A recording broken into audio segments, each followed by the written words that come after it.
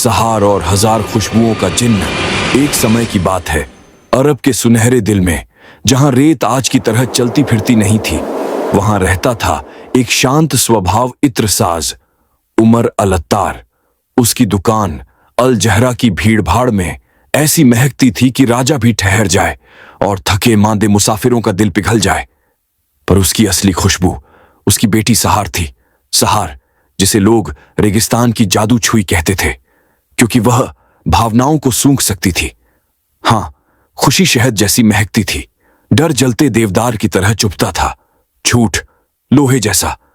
पर उसका यह अजीब सा वरदान भी उसे उस अंधकार से नहीं बचा पाया जो रेत के नीचे सोया हुआ था। एक तूफानी रात, जब हवाएं शहर की छतों को हिला रही थीं, सहार को अपने पिता की दुकान के फर्श के नीचे एक आधा जला हुआ नक्शा मिला। नक्शा जो रेगिस्तान के दिल तक जाता था, जहां एक मनहूस खंडहर था जिस पर बना था राख का निशान। और सहार के दिल में एक अजीब सा खिंचाव हुआ। कुछ उसे बुला रहा था। भोर से पहले ही वह अकेली निकल गई। रेगिस्तान ने उसके कदम निगल लिए, हवा ने उसकी सांसें छीन ली। पुराने टीलों के बीच सहार को एक टूटी हुई पहरेदार मीनार मिली, और उसके भीतर एक टूटा फूटा दरारों वाला पुराना चिराग। जैसे ही सहार ने उसे छुआ, रेत कांप उठी, हवा चिल्लाई और चिराग फट पड़ा। काला धुआं घूमता हुआ, चिल्लाता हुआ, आंखों में आग ली, एक विशाल जिन्न का रूप ले लेता है। और वही आता है वह क्लिफहैंगर जिससे कहानी शुरू होती है। सहार कांपती है, जिन्न झुककर प्रणाम करता है। 3 सदियों बाद मैं आजाद हूं। बताओ सहारा, तुम्हारी सबसे गहरी इच्छा क्या है?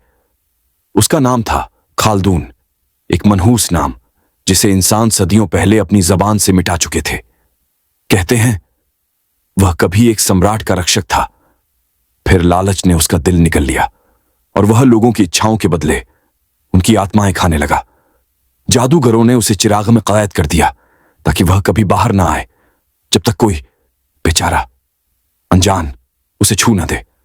सहार उसकी असलियत सूंघ सकती थी, मीठी चमेली और मौत की गंध। उसने उसकी हर पेशकश ठुकरा दी।